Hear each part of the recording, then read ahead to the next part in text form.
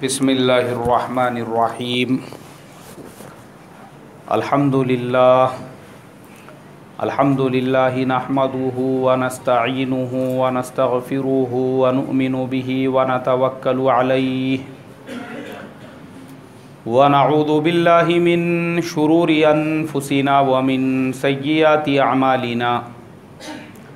मन यहदिहिल्लाहु फला मुदिल्ल लहु व मन युद्लिल्हु फला हादिय लहु व नशहदु अल्ला इलाहा इल्लल्लाहु वहदहु ला शरीका लहु व नशहदु अन्ना सय्यिदना व मौलाना मुहम्मदन अब्दुहु व रसूलुहु अल्लज़ी उरसिला बिल हक़्क़ि बशीरन व नज़ीरा। अम्मा बअदु फ़क़द क़ाल अल्लाहु तबारक व तआला अऊज़ु बिल्लाहि मिनश शैतानिर रजीम। बिस्मिल्लाहिर रहमानिर रहीम।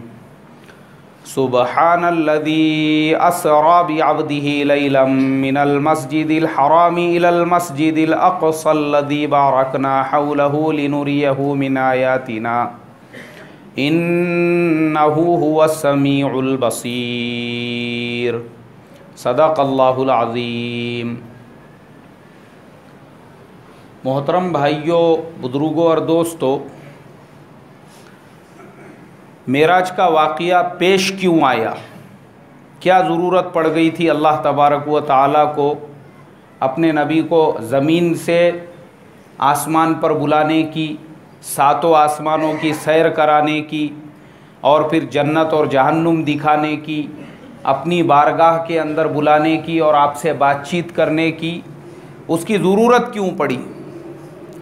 अल्लाह के नबी सल्लल्लाहु अलैहि वसल्लम को नबूवत मिलकर 9 साल हो चुके थे। एक रिवायत के मुताबिक 10 और एक रिवायत के मुताबिक 12 साल हो चुके थे। मुशरिकीन मक्का में एक बहुत बड़ी तादाद ऐसी थी जो अल्लाह के नबी सल्लल्लाहु अलैहि वसल्लम को नबी और रसूल मानने को तैयार नहीं थे। बार बार वो लोग इश्काल किया करते थे। तबारकल्लज़ी नज़्ज़लल फ़ुरक़ान अला अब्दिही लियकून लिल आलमीन नज़ीरा। सूरह फ़ुरक़ान के अंदर उनके सारे इश्काल अल्लाह ने उसके अंदर जो है नाजिल फरमाए हैं। कहते थे माली हाज़र रसूल याकुलुत ताआम व यमशी फ़िल अस्वाक़। यह ऐसा कैसा नबी है जो हमारे जैसा खाता है, पीता है, बाज़ारों में चलता है, फिरता है? अगर ये नबी है तो इसके साथ में 2-4 फरिश्ते बॉडीगार्ड के तौर पे होना चाहिए था। ये तो बेचारा ऐसा है कि ग़ुलाम भी अगर इसके ऊपर हाथ उठाए तो कोई उसका पुरसाने हाल नहीं। तो ये ऐसे कैसे नबी है? अल्लाह के नबी जब कुरान की आयतें पढ़कर उनको सुनाते और अल्लाह के नबी जब उनको ये बताते कि मैं अल्लाह का नबी हूँ, तो मुशरिकीन मक्का इसलिए मानने के लिए तैयार नहीं थे क्योंकि वो कोई चमत्कार देखना चाहते थे। उनको अल्लाह के नबी सल्लल्लाहु अलैहि वसल्लम का कोई ऐसा मुअज्ज़ा चाहिए था और अल्लाह के नबी उनको कई मुअज्ज़ात बता चुके थे। 14वीं रात के चांद को आपने अपनी उंगली से इशारा किया, उसके 2 टुकड़े कर दिए। तो उन्होंने उसको कहा कि ये तो सहर है, जादू है, हमारे आँखों के ऊपर जादू किया गया है। तो बहुत सारी चीज़ें ऐसी हो रही थी कि अल्लाह के नबी सल्लल्लाहु अलैहि वसल्लम की जो नबूवत है, आपकी रिसालत है, मुशरिकीन मक्का उनकी एक बहुत बड़ी तादाद अभी भी उसको मानने के लिए तैयार नहीं थी। उन लोगों का कहना यह था कि जन्नत कैसी है, जहन्नुम कैसी है, क्या तुमने अल्लाह से बात की है? तो अल्लाह तबारक व तआला ने वो वक्त लेकर आ गए जब अल्लाह के नबी सल्लल्लाहु अलैहि वसल्लम को आपको अपने पास बुलाना था।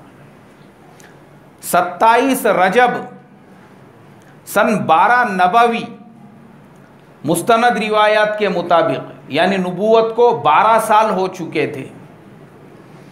12वां साल चल रहा था, रजब का महीना था, 27 तारीख़ थी और नबी अकरम सल्लल्लाहु अलैहि वसल्लम हज़रत उम्मे हानी के मकान में आराम फरमा रहे थे।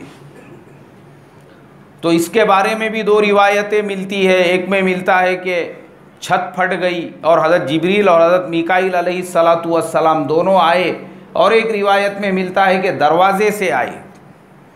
नबी अकरम सल्लल्लाहु अलैहि वसल्लम को कुरान में जो कहा, मिनल मस्जिदिल हरामी इलल मस्जिदिल अक्सा, मस्जिद हराम जो है बैतुल्लाह और उसके अतराफ़ में जो मस्जिद बनी हुई है उसे मस्जिद हराम कहते हैं। मस्जिद हराम उसको इसलिए कहते हैं चूँकि वो पूरा हरम का एरिया है और हरम के पूरे एरिए में किसी को तकलीफ़ पहुँचाना ये हराम है। यहाँ तक कि आप खटमल और मच्छर को भी नहीं मार सकते, यहाँ तक कि आप हरे दरख्त की टहनी को भी नहीं तोड़ सकते, परिंदे और शिकार की तरफ इशारा भी नहीं कर सकते। तो वो पूरा का पूरा हुर्मत वाला जो इलाका है, इसीलिए उसको मस्जिद हराम कहा जाता है। हज़रत जिब्रील अलैहिस्सलाम लेके चले अल्लाह के नबी सल्लल्लाहु अलैहि वसल्लम को बैतुल्लाह के पास, हजर अस्वद के सामने जमज़म का कुआं, वहाँ लेकर गए। ले जाने के बाद पहले आपका दिल निकाला गया और उसको जमज़म के पानी से धोया गया, और फिर वो दिल जहाँ था उसको रखा गया। अल्लाह के नबी की ज़िंदगी में इसे वाक़िया शक्क़े सदर कहा जाता है, जो 3 मरतबा पेश आया। जब आपकी उम्र 6 साल थी, आप दाई हलीमा के यहाँ पे बकरियाँ चराते थे। सबसे पहले उस वक्त में पेश आया जब आप हज़रत दाई हलीमा की बेटी हज़रत शैमा के साथ बकरियां चरा रहे थे, तो हज़रत जिब्रील अलैहिस्सलातु वस्सलाम आए और शक्क़े सदर का वाक़िया पेश आया। पहली मर्तबा वहाँ पे आपके दिल को धोया गया, और दूसरी मर्तबा जब आप गारे हिरा के अंदर अल्लाह को याद किया करते थे, नबूवत मिलने से पहले आपका दिल निकाला गया और उस दिल को धोया गया। और ये तीसरी मर्तबा था जब आपके साथ में मेराज का जो वाक़िया रूनुमा हुआ और आपको अल्लाह के बारगाह में हाजिर होना था, उससे पहले दोबारा आपका दिल निकाला गया और उसको जमज़म के पानी से धोया गया। उलमा ने लिखा है, अगर फरिश्ते चाहते थे तो आबे कौसर से भी धो सकते थे, जन्नत के नहर के पानी से भी धो सकते थे, लेकिन उन्होंने जमज़म के पानी से इसलिए धोया, हमको जमज़म के पानी की आज़मत बताने के लिए कि अल्लाह तबारक व ताला के नज़दीक आबे कौसर और जन्नत की नहरों से भी अफजल अगर कोई पानी है तो कौन सा पानी है भाई? जमज़म का पानी है। जमज़म के पानी से धोया गया। इसीलिए देखो ना, आज भी पूरी दुनिया के अंदर करोड़ों इंसान हर साल वो जमज़म का पानी पी रहे हैं और उसको करोड़ों लीटर की तादाद में अपने बस्तियों में, मुल्कों में लेकर जा रहे हैं। लेकिन आज भी उस जमज़म के पानी में रत्ती बराबर की भी कमी वाक़ई नहीं हुई। यह है अल्लाह तबारक व ताला की कुदरत।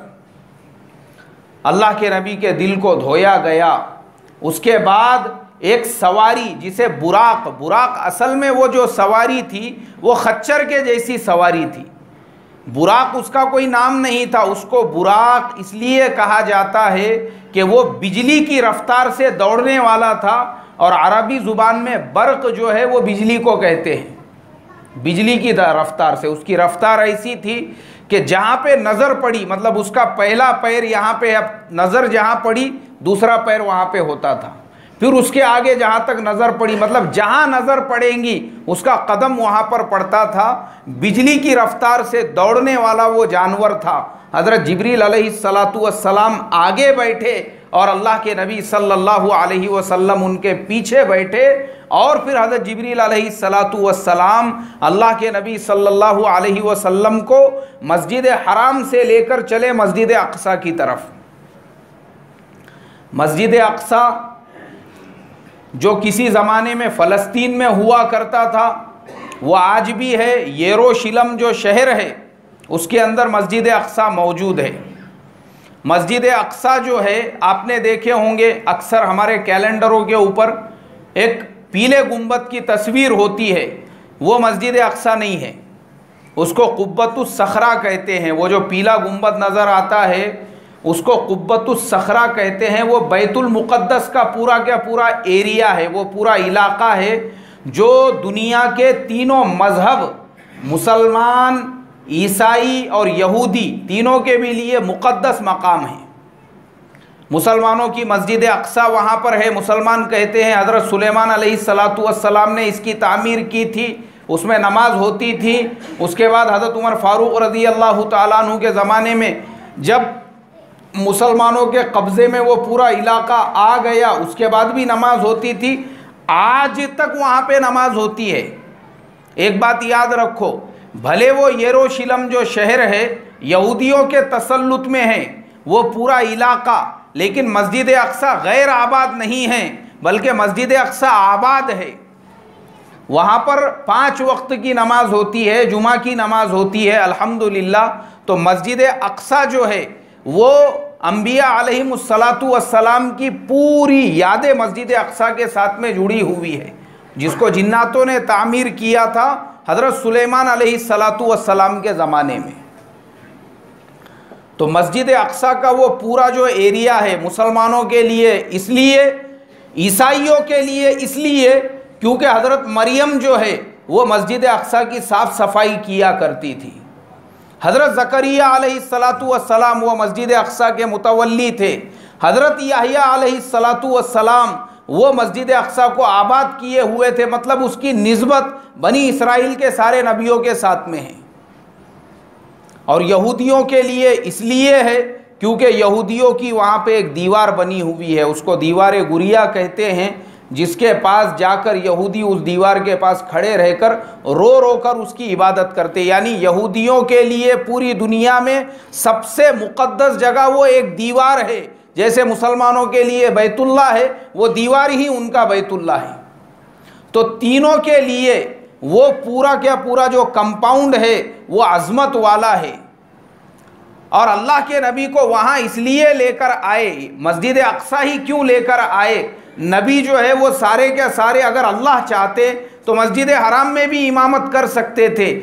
मस्जिद अक्सा ले जाने की वजह ये बनी इसलिए कि सारे के सारे जो अंबिया अलैहिमुस्सलातु वस्सलाम है वो वहीं पर आराम फरमा रहे हैं।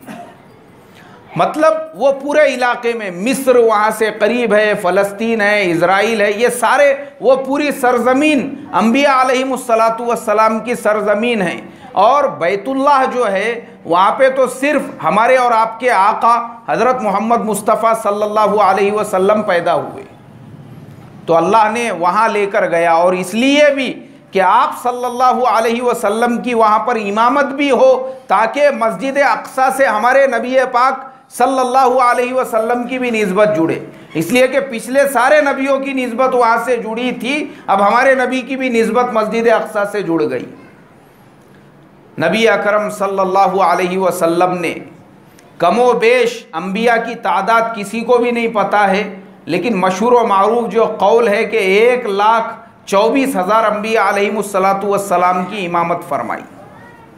अब यहाँ पर एक इश्काल ये पैदा होता है कि मस्जिद अक्सा में आपने इमामत की, जबकि नमाज जो फ़र्ज़ हुई वो मेराज की रात में। इसका एकदम आसान और सिंपल जवाब ये है, जो लोग हर जुमा को पाबंदी के साथ सीरत का बयान सुनते हैं उन लोगों को ये बात याद होंगी कि मैंने सीरत के बयान में भी ये बताया था, जब अल्लाह के नबी को नबूवत मिल गई उसके बाद हज़रत जिब्रील अलैहिस्सलातु वस्सलाम अल्लाह के नबी सल्लल्लाहु अलैहि वसल्लम को नमाज सिखा कर गए। कहा कि देखो ये नमाज है, ये नमाज के ज़रिए से आप अल्लाह की इबादत कर सकते हैं, अल्लाह को याद कर सकते हैं। तो नमाज चूँकि उम्मत पर फ़र्ज़ हुई शबे मेराज में, लेकिन अल्लाह के नबी नबूवत मिलने के बाद से ही नमाज का एहतमाम किया करते थे। और नमाज एक ऐसी इबादत है कि ऐसा नहीं है कि सिर्फ उम्मत मोहम्मदिया पर फ़र्ज़ हुई, बल्कि हमारे नबी सल्लल्लाहु अलैहि वसल्लम से पहले जितने नबी गुज़रे, यहाँ तक कि हज़रत आदम अलैहिस्सलातु वस्सलाम, सारे नबियों के ऊपर अल्लाह ने नमाज को क्या किया था भाई? फ़र्ज़ किया था। हर उम्मत के ऊपर नमाज फ़र्ज़ थी, सारे नबी नमाज पढ़ते थे, तो अल्लाह के नबी भी नमाज पढ़ते थे। तो अल्लाह के नबी सल्लल्लाहु अलैहि वसल्लम ने 2 रकात नमाज पढ़ाकर अंबिया अलैहिमुस्सलातु वस्सलाम की इमामत की, और फिर वहाँ से आपकी जो सवारी थी वो पहले आसमान की तरफ रवाना हो गई। पहले आसमान पर जब आपकी सवारी पहुँची तो हज़रत जिब्रील अलैहिस्सलातु वस्सलाम ने पहले आसमान के फ़रिश्तों से कहा कि दरवाज़ा खोलो। उन्होंने कहा कौन है? बोले मैं जिब्रील अमीन हूँ। आपके साथ कौन है? मेरे साथ अल्लाह के आखिरी नबी हज़रत मोहम्मद मुस्तफ़ा सल्लल्लाहु अलैहि वसल्लम हैं। पहले आसमान के फ़रिश्तों ने पूछा कि यह हज़रत मोहम्मद मुस्तफ़ा सल्लल्लाहु अलैहि वसल्लम को बुलाया गया है? कहा कि हाँ, उनको अल्लाह की तरफ से हुक्म हुआ है, इसलिए वो हाजिर हुए हैं। तो पहले आसमान के फ़रिश्तों ने दरवाज़ा खोल दिया, पहले आसमान पे पहुँचे। वहाँ पे हज़रत आदम अलैहिस्सलातु वस्सलाम से मुलाकात हुई। हज़रत जिब्रील अलैहिस्सलातु वस्सलाम ने कहा कि ये बुज़ुर्ग जो नज़र आ रहे हैं ये आपके वालिद है, अबुल बशर हज़रत आदम अलैहिस्सलातु वस्सलाम। अल्लाह के नबी सल्लल्लाहु अलैहि वसल्लम ने उनसे मुलाकात की और उसके बाद में दूसरे आसमान पे पहुँचे। तो दूसरे आसमान पे वही सवाल जवाब हुआ और दूसरे आसमान पे हज़रत ईसा अलैहिस्सलातु वस्सलाम और हज़रत याह्या अलैहिस्सलाम से मुलाकात हुई। हज़रत ईसा और हज़रत याह्या ये भी दोनों एक दूसरे के खलेरे भाई होते हैं, इसलिए दोनों दूसरे आसमान पे थे। और हज़रत ईसा अलैहिस्सलातु वस्सलाम वो क़यामत के करीब दुनिया में दोबारा तशरीफ़ लाने वाले हैं, ये हम मुसलमानों का अक़ीदा है। क़यामत के करीब अल्लाह ताला हज़रत ईसा अलैहिस्सलाम को दोबारा भेजेंगे जब दज्जाल का फितना ज़हूर में आएगा। तो हज़रत ईसा अलैहिस्सलाम और हज़रत याह्या से दूसरे आसमान पर मुलाकात हुई। फिर तीसरे आसमान पे पहुँचे तो वहाँ पे हज़रत इदरीस अलैहिस्सलातु वस्सलाम से मुलाकात हुई। हज़रत इदरीस अलैहिस्सलातु वस्सलाम भी बहुत बड़े अल्लाह के नबी थे, कुरान पाक के अंदर उनके भी वाक़ियात लिखे हुए हैं। उसके बाद चौथे आसमान पर पहुँचे तो हज़रत यूसुफ़ अलैहिस्सलातु वस्सलाम से मुलाकात हुई। पाँचवें आसमान पे पहुँचे, हज़रत हारून अलैहिस्सलाम से मुलाकात। छठे आसमान पे पहुँचे, हज़रत मूसा अलैहिस्सलाम से मुलाकात हुई। और सातवें आसमान पर जब पहुँचे तो हज़रत इब्राहीम अला नबीना अलैहिमुस्सलातु वस्सलाम से मुलाकात हुई। अल्लाह के नबी सल्लल्लाहु अलैहि वसल्लम ने देखा एक बुजुर्ग आदमी, एक मोतियों का महल है, उसके दीवार से टेक लगाकर बैठे हुए हैं और छोटे छोटे मासूम बच्चे उनके अतराफ़ में खेल रहे हैं। अल्लाह के नबी सल्लल्लाहु अलैहि वसल्लम ने पूछा ये कौन है? हज़रत जिब्रील अलैहिस्सलाम ने कहा ये तुम्हारे अब्बा हज़रत इब्राहीम अलैहिस्सलातु वस्सलाम हैं। हज़रत इब्राहीम अलैहिस्सलातु वस्सलाम बैतुल मामूर को टेक लगाकर बैठे थे। वो जो घर है बोले ये बैतुल मामूर है। और ये मासूम बच्चे जो आपको नज़र आ रहे हैं उम्मते मुस्लिमा के वो छोटे छोटे बच्चे हैं जो बच्चे बालिग होने से पहले इंतकाल कर जाते हैं। यानी बहुत सारे बच्चे हमारे देखते हैं हम लोग के बहुत सारे बच्चे पैदा होने के 6 महीने बाद, 8 महीने बाद, साल भर बाद, 2 साल भर, 3-4 साल बाद जो है बचपन में उनका इंतकाल हो जाता है। तो वैसे जो बच्चे होते हैं, इसलिए कि हमारी शरीयत के अंदर इंसान हिसाब किताब का जो मुकल्लफ है वो बालिग होने के बाद बनता है। बालिग होने से पहले कोई हिसाब किताब नहीं है उसके ऊपर। तो बुलूगियत से पहले जो बच्चों का इंतकाल हो जाता है वो बैतुल मामूर में हज़रत इब्राहीम अलैहिस्सलातु वस्सलाम के साथ होते हैं। फिर 7वें आसमान पे उनसे मुलाकात की और उसके बाद अल्लाह के नबी सल्लल्लाहु अलैहि वसल्लम आगे बढ़ गए। हज़रत जिब्रील अलैहिस्सलातु वस्सलाम आपको लेकर चले। अब 2 रिवायतें मिलती है। एक रिवायत में मिलता है कि पहले जन्नत जहन्नुम की आपने सैर की और फिर अल्लाह के दरबार में हाज़िरी हुई, और एक रिवायत में मिलता है कि पहले अल्लाह के दरबार में हाज़िरी हुई और उसके बाद जन्नत जहन्नुम की सैर की। अब अल्लाह के दरबार में पहुंचने के लिए जब हाजिर हुए, आगे बढ़े, तो अल्लाह तबारक व तआला का जो आर्श है उसके दरमियान में और फरिश्ते जो है उनके दरमियान में एक हिजाब है, एक पर्दा है, एक बॉर्डर बना हुआ है, एक हद है, और उसे कहते हैं सिदरतुल मुंतहा। वहाँ पे एक बेरी का दरख्त है वो सिदरतुल मुंतहा यानी मुंतहा यानी आखिर का, बेरी का वो दरख्त, आखिरी दरख्त, उसके आगे कोई फरिश्ता नहीं जा सकता। अल्लाह तबारक व ताला का जो अर्श है उसके और फरिश्तों के और जो भी आपसे मिलने वाले हैं उनसे और जो भी बात करने वाले हैं उनके दरमियान में वो हिजाब है और वहाँ पे सिदरतुल मुंतहा बना हुआ है। हज़रत जिब्रील अलैहिस्सलातु वस्सलाम अदब से दोनों हाथ बांध कर खड़े हो गए, कहा कि ये सिदरतुल मुंतहा है, इसके आगे अब मुझे इजाज़त नहीं है, इसके आगे अब आप ही जा सकते हैं, इसके आगे कोई भी दुनिया में और किसी को इजाज़त नहीं। इसीलिए शायर ने कहा, बोले सिदरतुल मुंतहा पे जब पहुँचे नबी, सर झुका के ये जिब्रील कहने लगे, हबीबे खुदा अब सिवा आपके, इसके आगे जो जाएगा जल जाएगा। नाम अहमद तो वो नाम है ये, बेइरादा भी मुँह से निकल जाएगा। दुरूद शरीफ पढ़ो एक मरतबा, अल्लाहुम्मा सल्ली अला सय्यिदना। हज़रत जिब्रील अलैहिस्सलातु वस्सलाम तो इधर रुक गए, अब अल्लाह के नबी सल्लल्लाहु अलैहि वसल्लम पहुँचे अल्लाह के दरबार में। मेरे मोहतरम दोस्तों, आप सोचो वो अल्लाह का अर्श कितना बड़ा होगा, अल्लाह की ज़ात कितनी बड़ी होगी। हम लोग आसानी के साथ में सुन रहे हैं, लेकिन आपको मैं बताऊं ये जो पूरा सफ़र है, ये सफ़र 27 साल में पूरा हुआ था। कितने साल में पूरा हुआ?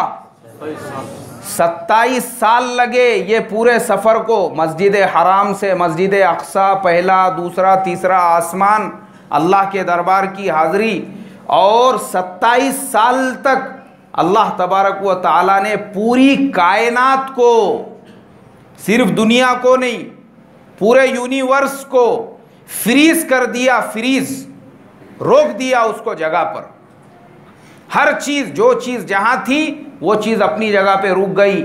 यहाँ तक के जिस दरवाज़े से हज़रत उम्मे हानी रज़ी अल्लाह ताला अन्हा के वो फ़तेह मक्का के बाद मुसलमान हुई थी, उनके दरवाज़े की जो कुंडी हिल रही थी 27 साल तक वो कुंडी एक ही तरफ रही वो, और जब आपकी वापसी हुई तो वो उसी तरीक़े से हिल रही थी। ये 27 साल का सफ़र है, 27 साल का। और ये आसमान और दूसरा आसमान, ये सुनना हमारे लिए बहुत आसान है, लेकिन मेरे मोहतरम दोस्तों आप सोचो, आसमान मामूली चीज़ नहीं है। हमने आसमान के ऊपर देखे, हमको सितारे सैयारे जो नज़र आते हैं, आसमान और हमारे जो हम अर्थ पे रहते हैं उसके और उसके बीच में ऐसे करोड़ों सितारे और सैयारे हैं। वो हमको लगता है चाँद हमारे करीब में है, सूरज हमारे करीब में है। ये चाँद और सूरज जो है यहाँ से करोड़ों करोड़ों किलोमीटर के फासले पर है।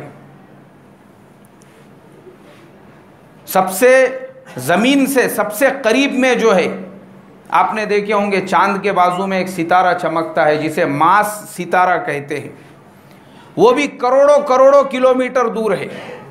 आप सोचो ये सितारे भी एक दूसरे से करोड़ों करोड़ों किलोमीटर के दूरी के ऊपर है, तो ये इतने दूर दूर है एक दूसरे से। अब उसके बाद पहला आसमान, अच्छा ये जो अल्लाह ने बनाए हैं सितारे सैयारे चांद सूरज, ये हमारे ज़मीन से करोड़ों गुना ज़्यादा बड़े हैं, वो बड़े अपने हजम के अंदर। तो ये सारे सितारों को, ये सारे सैयारों को, ये ज़मीन को, ये चांद को, ये सूरज को, सबको अगर एक जगह जमा कर दिया जाए और अगर उनको पहले आसमान पे डाल दिया जाए तो पहला आसमान इतना बड़ा है, इतना बड़ा है जितनी बड़ी हमारी ज़मीन, और इस ज़मीन के ऊपर एक ज़र्रा है। वो सारों की हालत पहले आसमान पे वैसी होंगी, और पहले आसमान को दूसरे पर, दूसरे को तीसरे पर, तीसरे को चौथे पर, चौथे को पांचवे, पांचवे को छठे, छठे को सातवें पर, और फिर सातवें आसमान को पूरी तरह से लपेटकर अगर अल्लाह के अर्श के नीचे फेंक दिया जाए तो अल्लाह का अर्श इतना बड़ा है कि अल्लाह के अर्श के नीचे उसकी हैसियत एक ज़र्रे के जैसी है। तो आप सोचो अल्लाह का अर्श कितना बड़ा होगा और अल्लाह की ज़ात वो कितनी बड़ी होंगी। इसीलिए रोज़ाना 5 वक्त की नमाज में अज़ान के अंदर 4 मरतबा हम ये ऐलान सुनते हैं, अल्लाहु अकबर अल्लाहु अकबर। सबसे बड़ी ज़ात किसकी है भाई? अल्लाह की है। 4 मरतबा शुरू में और 2 मरतबा आखिर में, ताकि हमारे दिलो दिमाग के अंदर अगर किसी की बड़ाई बैठे तो किसकी बड़ाई बैठे? अल्लाह ही सबसे बड़े हैं, अल्लाह से बड़ा कुछ भी नहीं है। और नमाज भी पढ़ते हैं तो जब भी हम कोई रुक्न अदा करते हैं तो क्या बोलते हैं? अल्लाहु अकबर। अल्लाह सबसे बड़े हैं। क्यों बोलते हैं? इसीलिए क्योंकि अल्लाह है इतने बड़े कि अल्लाह के अर्श के नीचे ये पूरी कायनात और वो सातों ज़मीन और आसमान की हैसियत वैसी है जैसे ये पूरे ज़मीन पर एक ज़र्रे की हैसियत होती है। इतनी बड़ी अल्लाह की ज़ात, इतनी बड़ी अल्लाह की बारगाह, इतना बड़ा अल्लाह का अर्श। नबी अकरम सल्लल्लाहु अलैहि वसल्लम पहुँचे अल्लाह के दरबार में तो आप अल्लाह तबारक व तआला के लिए तोहफ़ा लेकर गए और अल्लाह के नबी ने कहा, अत्तहियातु लिल्लाहि वस्सलावातु लिल्लाहि वत्तय्यिबातु लिल्लाहि। कहा, ए मेरे परवरदिगार, ये छोटा सा मैं तोहफ़ा लेकर आया हूँ कि हमारी तमाम जानी इबादतें, माली इबादतें, बदनी इबादतें सब किसके लिए है? अल्लाह के लिए हैं। ये सब तेरे लिए हैं। अब अल्लाह तबारक व ताला की ज़ात अल्लाह के लिए कोई हदिया तोहफ़ा लेकर जाए तो ये नामुमकिन है कि अल्लाह उनको उनके हदिये का बदल ना दे। फ़ौरन अल्लाह ने कहा, अस्सलामु अलैका अय्युहन नबिय्यु व रहमतुल्लाहि व बरकातुहु। ऐ मेरे नबी, तुम पर सलामती हो और मेरी रहमतें हो और बरकतें हो। अब फरिश्ते जो हैं वो ये गुफ्तगू सुन रहे थे। फरिश्तों ने कहा, अस्सलामु अलैना, ऐ अल्लाह हमको भी सलामती अता फरमा। अस्सलामु अलैना व अला इबादिल्लाहिस सालिहीन, और तेरे जो नेक बंदे हैं उनको भी सलामती अता फरमा। उसके बाद सब ने बआवाज़े बुलंद अल्लाह की बारगाह में अर्ज़ किया, अशहदु अल्ला इलाहा। सारे फरिश्तों ने अपनी शहादत की उंगली ऐसे उठाई। इसीलिए हम लोग नमाज में शहादत की उंगली क्या करते हैं भाई? ऊपर उठाते। अशहदु अल्ला इलाहा इल्लल्लाहु, हम तमाम गवाही देते हैं कि इबादत के लायक अगर किसी की ज़ात है तो किसकी ज़ात है? अल्लाह की ज़ात है। व अशहदु अन्ना मुहम्मदन अब्दुहु व रसूल, और हज़रत मोहम्मद सल्लल्लाहु अलैहि वसल्लम उसके बंदे और उसके रसूल हैं।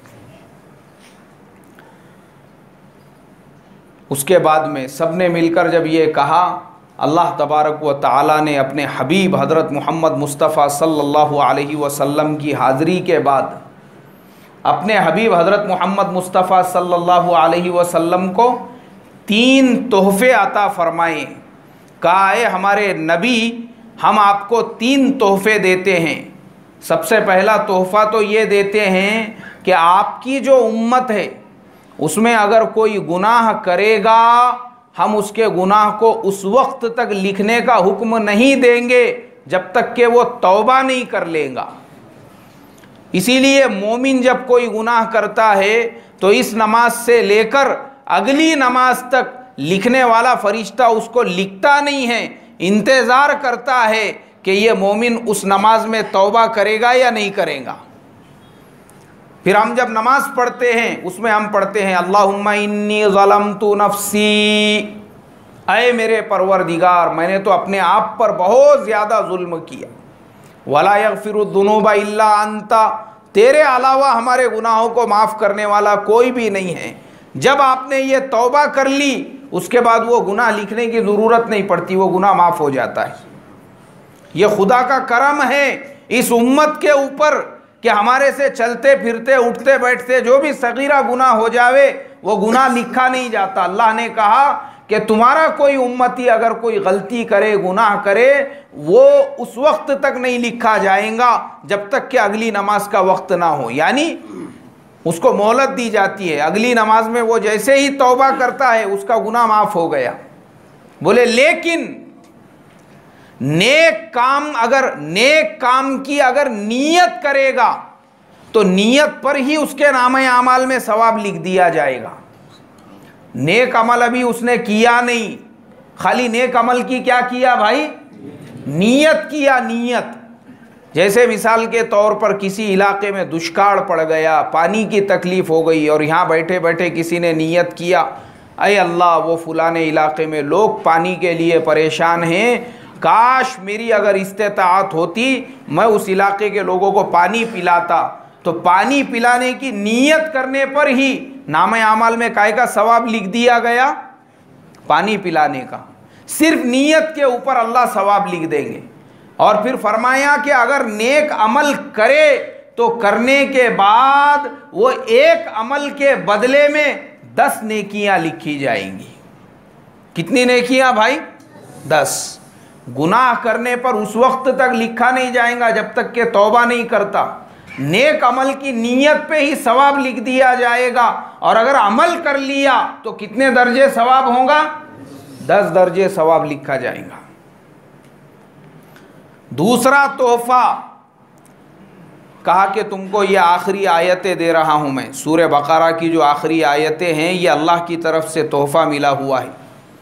आमन रसूल बिमा उन्जिला इलैहि मिर रब्बिही वल मुमिनून कुल्लुन आमना बिल्लाहि व मलाइकतिही व कुतुबिही व रुसुलिही ला नुफर्रिकु बैना अहदिम मिर रुसुलिही व क़ालू समिअना व अतअना गुफ़रानका रब्बना व इलैकल मसीर ला युकल्लिफुल्लाहु नफ्सन इल्ला वुसअहा लहा मा कसबत व अलैहा मक्तसबत। ये पूरी आयत है आखिरी तक।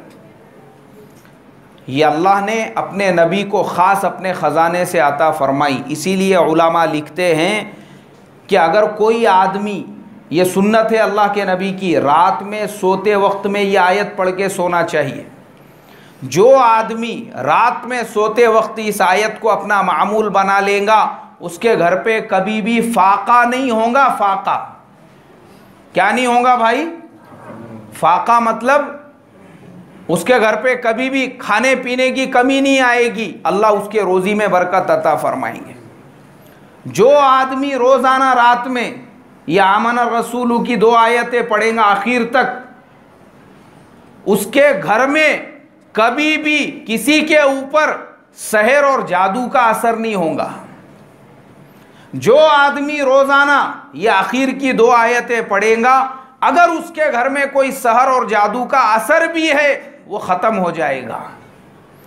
जो आदमी रोज़ाना ये जो आखिरी की 2 आयतें आमन रसूल से लेके सूरह बकरा की पाबंदी और एहतमाम के साथ पढ़ेगा, अल्लाह उसके घर, उसके अहलो अयाल, उसके माल दौलत की हिफाजत की खुद जिम्मेदारी ले लेते हैं। अब उसके बाद उसको फिक्र करने की ज़रूरत नहीं है। इसलिए मेरे मोहतरम दोस्तों, एकदम आसान है। मैं असल में इसलिए नहीं पढ़ता ये इशा की नमाज में ये बहुत सारी सूरतें और आयतें वगैरह, क्योंकि मैं सुन्नत के मुताबिक जो सूरतें हैं वही पढ़ते रहता हूँ। वरना मेरा भी दिल चाहता, अब ये पहला जो सूरा है सूरह बकरा, अब ये उसका आखिरी रुकू है 3रे पारे के अंदर।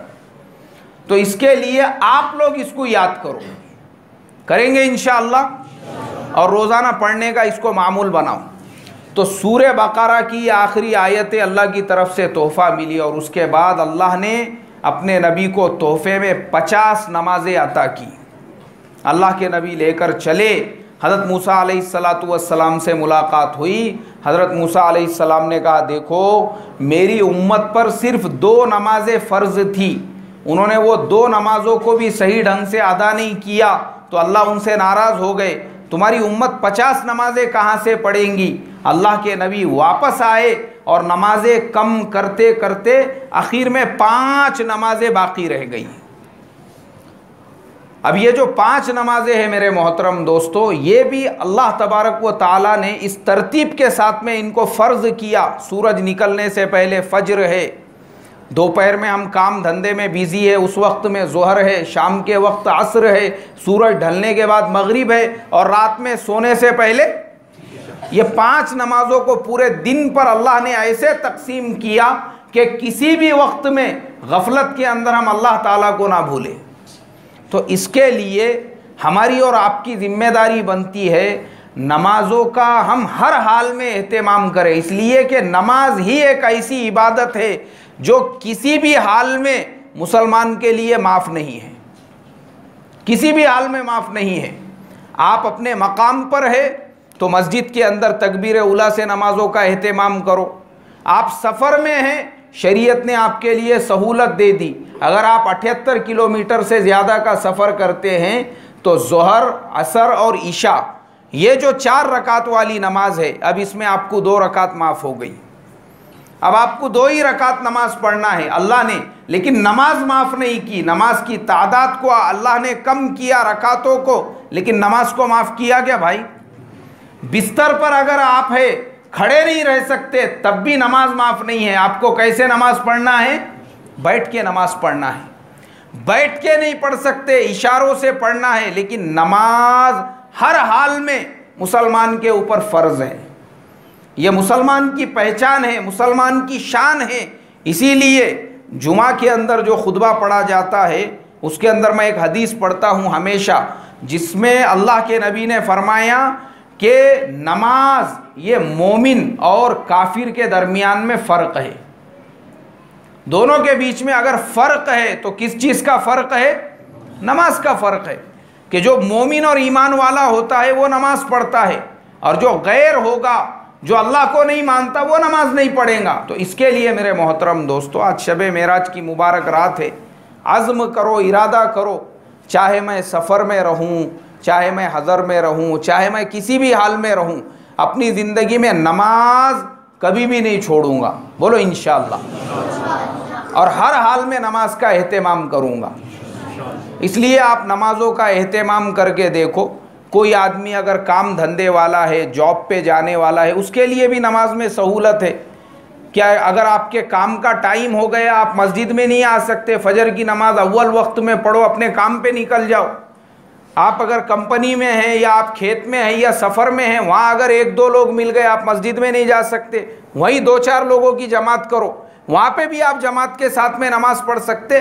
नमाज जो है ना, लेकिन माफ़ किसी भी हालत में नहीं है, और आप पढ़ो उसको हर हालत के अंदर। नमाज जब पढ़ेंगे तो नमाज के बरकतों को आप देखोगे, खैर को आप देखोगे, आपके ऊपर देखोगे, आपके घर पर देखोगे, आपके कारोबार पर देखोगे। हर चीज़ अगर नमाज दुरुस्त हो गई, अल्लाह ताला पूरे ज़िंदगी के मुआमलात को दुरुस्त कर देगा। अब अल्लाह के नबी वो तोहफ़ा लेकर चले, तो चलने के बाद अल्लाह के नबी सल्लल्लाहु अलैहि वसल्लम को जन्नत और जहन्नुम भी दिखाई गई।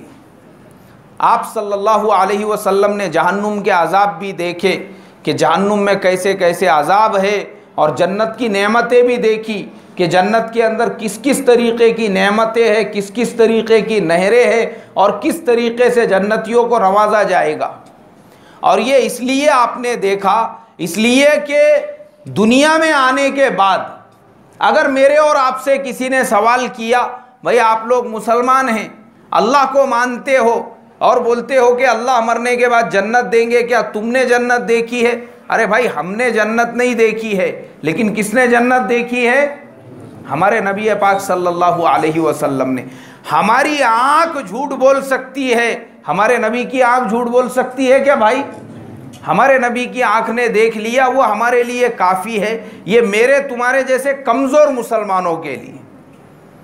वरना तो जो ईमान में पक्के और पुख्ता अल्लाह वाले हुआ करते थे, उनके लिए तो ये जन्नत और जहन्नुम कोई मायने ही नहीं रखती थी।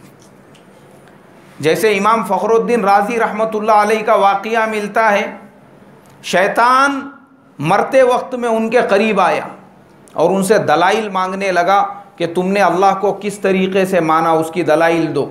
वो उसको समझाते रहे। तो उनके उस्ताद है हज़रत शहाबुद्दीन सहरवर्दी रहमतुल्लाह अलैह, हज़ारों किलोमीटर दूर असर की नमाज का वज़ू कर रहे थे। कौन सी नमाज का भाई? असर की नमाज का वज़ू कर रहे थे। अल्लाह ताला ने उनके सीने को खोल दिया। देखो अल्लाह वाले जो होते हैं ना, अल्लाह ताला अपने वलियों के साथ में जो करामतें, ये करामतें किसके साथ में होती है? वलियों के साथ में। करामतें हक है, हक। नबियों के साथ जो हादसे होते हैं, जो वाक़ियात होते हैं, उसको मुअज्ज़ज़ा कहते हैं, और वलियों के साथ जो होता है उसको क्या कहते हैं? करामत कहते हैं। ये उनकी करामत हज़रत शहाबुद्दीन सहरवर्दी रहमतुल्लाह अलैह की। असर की नमाज का वज़ू कर रहे थे, अल्लाह ने उनके सामने ज़मीन को खोल दिया। तो वो देखने लगे कि उनके शागिर्द इमाम फ़खरुद्दीन राज़ी रहमतुल्लाह अलैह को शैतान इंसान की शक्ल में आकर भयका रहा है और मरते वक्त में उनको बातों में उलझा रहा है ताकि ईमान पर ख़ातिमा ना हो। उन्होंने वो लोटा लिए, उसको ज़मीन पे पटके ज़ोर से और आवाज़ दी और कहा कि फ़खरुद्दीन, जिससे तुम मुनाज़रा कर रहे हो वो शैतान मरदूद है, उसको जवाब दो। मैंने अल्लाह को बग़ैर किसी दलील के माना हूँ। इमाम फ़खरुद्दीन राज़ी रहमतुल्लाह अलैह के कानों में वो आवाज़ हज़ारों किलोमीटर दूर जाकर पड़ी और इमाम फ़खरुद्दीन राज़ी रहमतुल्लाह अलैह ने कहा कि तू तो शैतान मरदूद है, मैंने अल्लाह को बग़ैर दलील के माना हूँ। अशहदु अल्ला इलाहा इल्लल्लाह व अशहदु अन्ना मुहम्मदन अब्दुहु व रसूलुहु कहा और उनके जिस्म से रूह निकल गई। तो ये जो होता है मेरे मोहतरम दोस्तों, ये अल्लाह के वलियों के साथ, जैसे हज़रत उमर फ़ारूक रज़ी अल्लाह ताला अन्हु जुमा का खुतबा दे रहे थे और जुमा का खुतबा देते देते उन्होंने एक सहाबी को उनका नाम लेकर कहा कि अरे तुम लोग पीछे से हमला करो। तो सहाबा कहने लगे कि आप तो जुमा का खुतबा दे रहे हो, ये हमले की बात किसको समझा रहे हो? बोले फलाना जो लश्कर है वो मुकाबले के लिए फलाने इलाके में गया तो पीछे से दुश्मनों की फ़ौज आ रही थी। मैंने कहा कि तुम लोग पहाड़ के पीछे चले जाओ तो तुम उनका मुकाबला कर सकोगे, वरना वो तुमको दोनों तरफ से घेर लेंगे। 4-5 महीनों के बाद वो लश्कर वापस आया मदीना में। लोगों ने कहा, बोले भाई वो जुमा के दिन हज़रत उमर ने तुमको आवाज़ दी थी। बोले अगर हज़रत उमर उस वक्त में हमको आवाज़ नहीं देते ना तो दुश्मन तो हमको कुचल देता था। ये मदीना में है, वो हज़ारों किलोमीटर दूर है। तो ये जो चीज़ें हैं मेरे मोहतरम बुजुर्गों दोस्तों, ये उन लोगों के लिए है, मेरे तुम्हारे जैसे कमज़ोर मुसलमानों के लिए। वरना जो पक्के और पुख्ता मुसलमान होते हैं उनको ये चीज़ों की ज़रूरत नहीं है। तो अल्लाह के नबी वो अपनी आँखों से जन्नत भी देख कर आए, जहन्नुम भी देख कर आए, और उसके बाद नबी अकरम सल्लल्लाहु अलैहि वसल्लम जब वापस अपने मकान पर लौटे तो दरवाज़े की जो कुंडी है वो क्या कर रही थी भाई? हिल रही थी। बाज़ उलमा ने लिखा है कि बिस्तर की जो गर्मी होती है वो भी अभी बाकी थी। हालांकि ये पूरा सफ़र जो अल्लाह के नबी सल्लल्लाहु अलैहि वसल्लम ने किया कितने सालों का था? 27 साल का सफ़र था मेराज का, 27 साल का। तो कुरान पाक में उसी सफ़र को, उसी वाक़ये को बयान किया। इसलिए मेरे मोहतरम दोस्तों, बयान लंबा चौड़ा करना मकसूद नहीं है, असल वाक़या हमको पता होना चाहिए और हर मुसलमान ने ये आज़्म और इरादा करना चाहिए कि भाई इस मुबारक रात का जो मकसद है वो क्या है? नमाज है। मैं अपनी ज़िंदगी में इंशाअल्लाह नमाज को लेकर आऊँगा, नमाज का एहतमाम करूँगा, नमाज़ों की पाबंदी करूँगा, और जो नमाज मस्जिद में पढ़ रहा हूँ अपने बाहर की ज़िंदगी को सिफ़त सलात पर, मतलब नमाज वाली सिफ़त पे लेकर आऊँगा। तो दुनिया की भी कामयाबी और आखिरत की भी। तो दुआ करो, अज़्म करो और इरादा करो कि इंशाअल्लाह आज से और अभी से इंशाअल्लाह ज़िंदगी में कभी भी नमाज को नहीं छोड़ना है। नमाज़ों की पाबंदी करना है, नमाज़ों का एहतमाम करना है और नमाज़ों की अज़मत कहाँ पैदा करना है? दिल के अंदर। नमाज़ों की अज़मत, अपने हर मसले को नमाज के ज़रिए से हल करना है।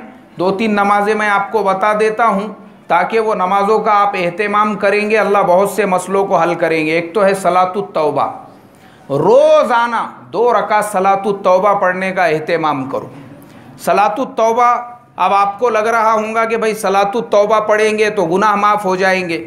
बिल्कुल गुनाह माफ़ होंगे, लेकिन उसका जो बेनिफिट, उसका जो फ़ायदा है, सबसे बड़ा फ़ायदा ये है कि आपके रोज़ी की तंगी दूर होंगी। क्या दूर होंगी भाई?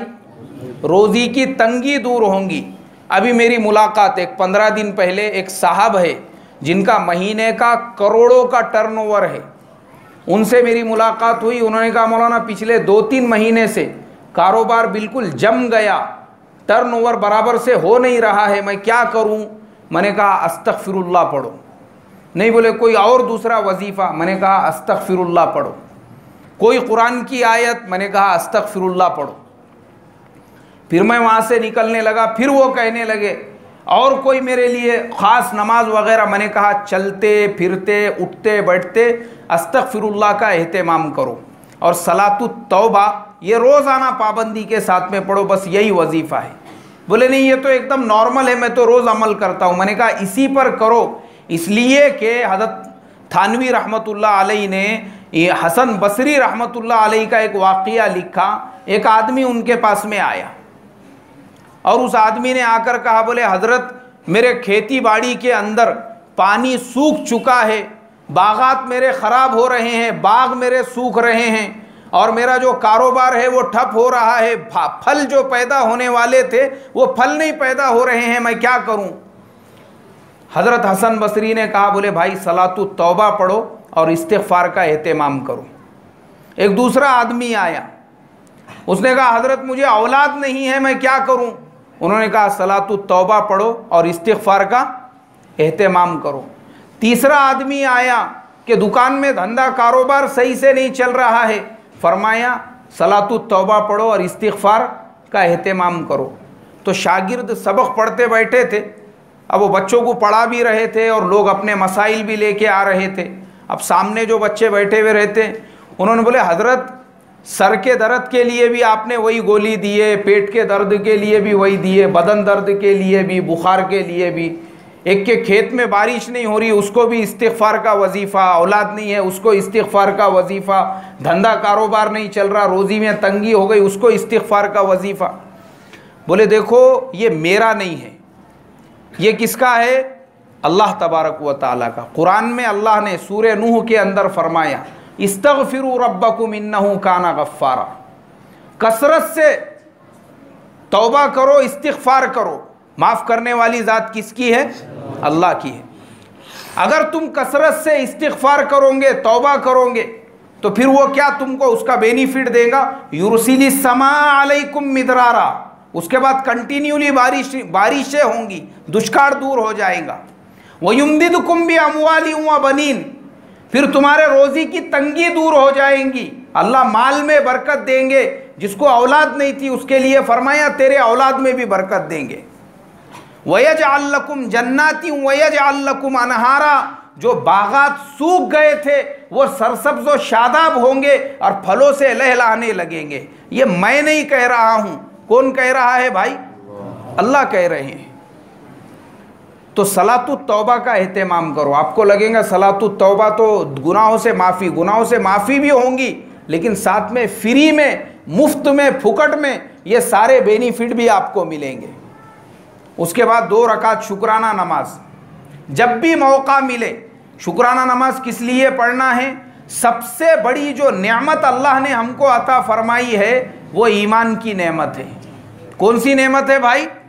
ईमान की नेमत। ऐ अल्लाह तूने हमको ईमान की नेमत अता फरमाई, और ईमान के बाद शुक्राना नमाज में बाकी नेमतों का अल्लाह से आप अल्लाह की वो नेमतों का शुक्र अदा करो। ऐ अल्लाह तूने हाथ मुझे सही सलामत अता फरमाए, तूने पैर मुझे सही सलामत अता फरमाए, तूने मुझे बदन सही सलामत अता फरमाया, कभी वक़्त दवाखानों का भी राउंड मार लिया करो, देखो वहाँ पे लोग कैसी कैसी हालतों के अंदर पड़े हुए हैं, कैसी कैसी बीमारियों का शिकार है। अय अल्लाह तेरा करोड़ों दर्जे करम है, तूने बीमारियों से मेरी क्या फरमाई, हिफाजत फरमाई। शुक्राना नमाज इसे कहते हैं। अल्लाह ने जो हमको चीज़ें अता फरमाई और उसके बाद जो दूसरी नेमतें, अय अल्लाह तूने मुझे खुद का घर अता फरमाया, ये भी अल्लाह की क्या है भाई। हाँ, हमेशा खाली नाशुक्री ना करे इंसान दूसरों के महल और बंगले देखकर कि बोले यार मेरा घर तो बहुत छोटा है, बल्कि जो भी है वो किसका है भाई, अल्लाह ने दिया हुआ। अय अल्लाह तूने खुद का घर अता फरमाया। देखो बाहर जाके लाखों इंसान ऐसे हैं बेचारे, फुटपाथ पे ज़िंदगी गुजारने वाले, रोडों के रास्तों पे बाजू में रहने वाले, उनके पास घर नहीं। ये शुक्राना नमाज में हमने अल्लाह से कहना चाहिए। खुद का कारोबार अता फरमाया। क्या अता फरमाया, अय अल्लाह तूने कारोबार। आप देखो मैं रोज़ाना कम से कम एक आधा आदमी का तो भी फ़ोन आता होगा कि भाई मैं कारोबारी हिसाब से बहुत परेशान हूँ, मुझे कोई वजीफ़ा बताओ या मेरे लिए दुआ करो या मुझे कुछ मशवरा दो। लोगों के कारोबार की सेटिंग नहीं बैठ रही है, 15 दिन को, महीने को, 2 महीने को, 4 महीने को कारोबार बदल रहे। और यहाँ अल्लाह ने आपको जो कारोबार दिया, सही सलामत कारोबार दिया, ये भी अल्लाह की क्या है भाई, नेमत है। अय अल्लाह तूने मुझे औलाद अता फरमाई।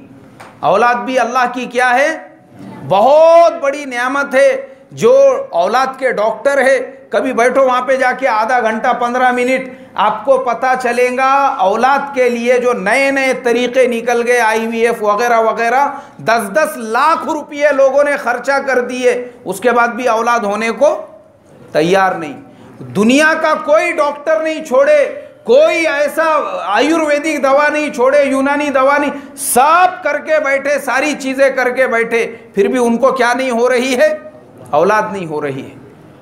मैं आपको बताऊं, अभी 15-20 दिन पहले की बात, मैं मगरिब बाद पढ़ाते बैठा, एक साहब आए वो मुलाकात के लिए, और आने के बाद वो नीचे ही घूमने लगे, तो एक हमारे मस्जिद के एक नौजवान उनको लेकर आए ऊपर।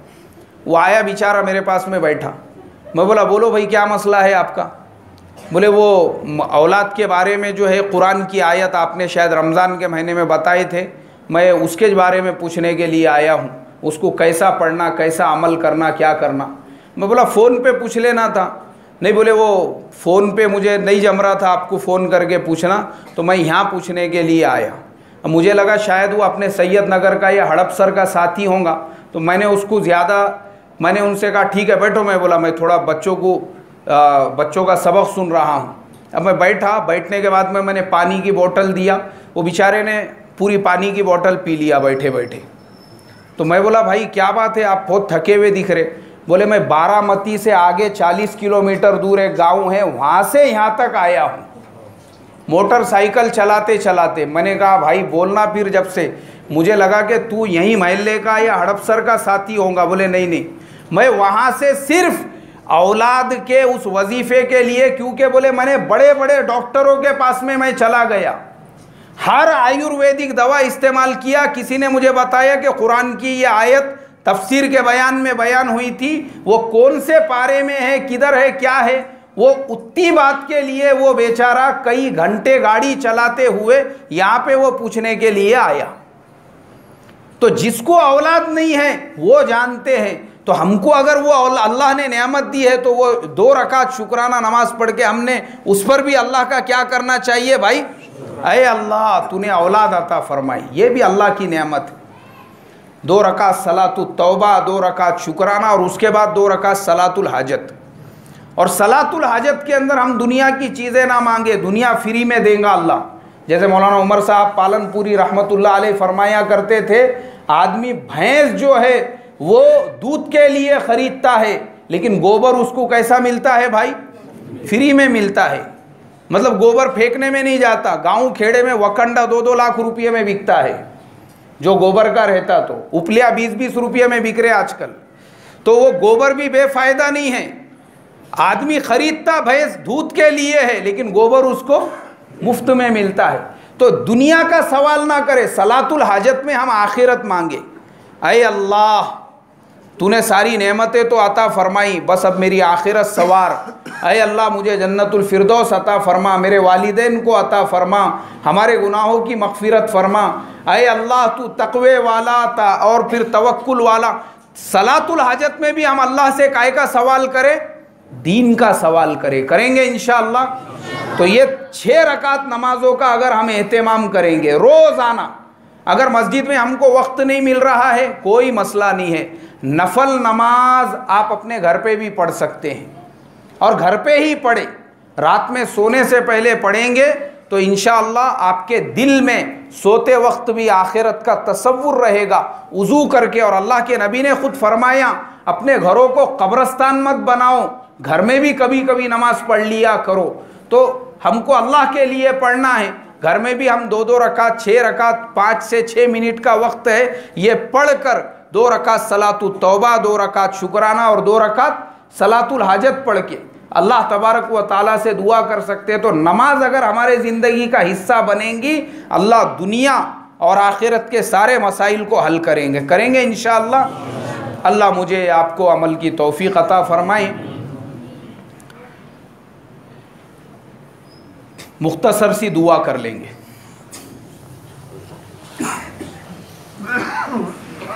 बिस्मिल्लाहिर्रहमानिर्रहीम। अल्लाहुम्मा सल्ली अला सय्यिदना व हबीबना व शफ़ीअना व मौलाना मुहम्मदिन व बारिक व सल्लिम। और रब्बना आतिना फ़िद दुनिया हसना व फ़िल आखिरति हसनतन व क़िना अज़ाबन्नार। ऐ अल्लाह हमारे गुनाहों को माफ़ फरमा, ख़ताओं को दरगुज़र फरमा। ऐ अल्लाह हमारे बैठने को बेइंतहा कबूल फरमा। ऐ अल्लाह हम तमाम को नमाज पर साबित कदम रखने के फ़ैसले फ़रमा। ऐ अल्लाह हम तमाम ने जो आज़्म और इरादा किया है नमाज़ों के एहतमाम का, ऐ अल्लाह हमको उसके पाबंदी की तौफ़ीक़ अता फ़रमा। ऐ अल्लाह नमाज को हमारे ज़िंदगी का हिस्सा बनाने का फ़ैसला फ़रमा।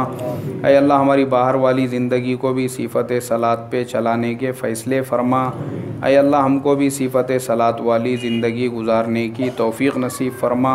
ऐ अल्लाह हम तमाम तेरे घर में बैठकर आज ये अज़्म करते हैं, इरादा करते हैं, चाहे ऐ अल्लाह हम अपने घर पे रहे, सफ़र में रहे, दुकान में रहे, काम पर रहे, हम तेरी नमाज़ों का पूरा पूरा एहतमाम करेंगे।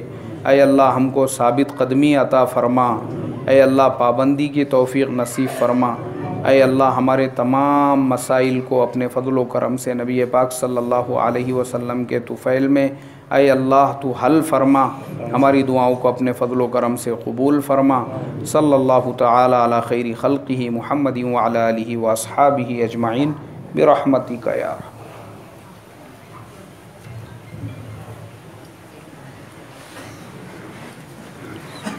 और हाजी साहब खैरियत है ना?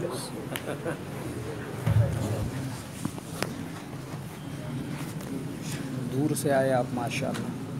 जाना ही था।